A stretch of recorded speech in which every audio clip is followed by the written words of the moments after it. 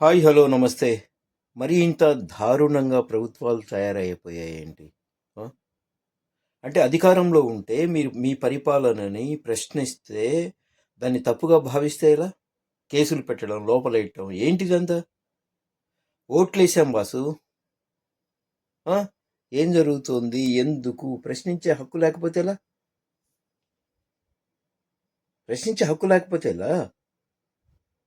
Social media అన్నది ఒక వేదిక ఉంది. మిమ్మల్ని కలిసి చెబుదామంటే మీరు పలకరు. మీ దగ్గర రానివ్వరు. మీ సెక్యూరిటీ వాళ్ళు తరిమేస్తారు. సోషల్ మీడియా ఈరోజు అందుబాటులో ఉంది. అందులో ప్రశ్నిస్తున్నారు.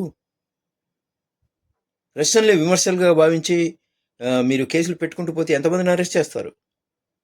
ఎంతమందిని అరెస్ట్ చేస్తారు? ఎంతమందిని లోపలేస్తారు? అంటే మీరు మీరు ఏం చేసినా ఇంక మేము ఊకొట్టాలా? మీరేం చేసినా తలూపాలా? మీరేం చేసినా నోరు మూసుకొని కూర్చోవాలా? హ్మ్.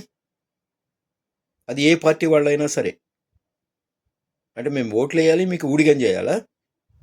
మీరు చెప్పింది వినాలా? మీరు చేసింది చట్టంగా భావించాలా? ఏది ఏమైనా? ఓట్లేసినందుకు మాకెలాంటి హక్కులు లేవా? ఎవరు మీరందరూ? ఎవరు? మేము ఓట్లేస్తే గెలిచారు. మీరు అది కూడా కేర్ చేయట్లేదు ఇప్పుడు. మీ ఓట్లతో మాకేం పనుందిరా? మేమేదో చేసుకుంటాం అంటున్నారు. ఇది ప్రజాస్వామ్యం అనిపించుకోదు. అరెస్టుల పర్వాన్ని ఇలాగే కొనసాగితే మీ జైళ్ళు కాదు కదా, ఈ ప్రపంచంలో ఉన్న జైళ్ళు కూడా సరిపోవు. అరే, ప్రజలిచ్చే సలహాలు తీసుకోండి. ఏం పెడుతున్నారు పోస్టులు చూడండి. దానికి ఉలికి పడతారెందుకు? తప్పు చేయనప్పుడు ఎందుకు ఈ అరెస్టులు? ఎందుకు? అంటే మీరు తప్పు చేస్తున్నారు, తెలిసిపోతుంది మీ పద్ధతి ఏంటో.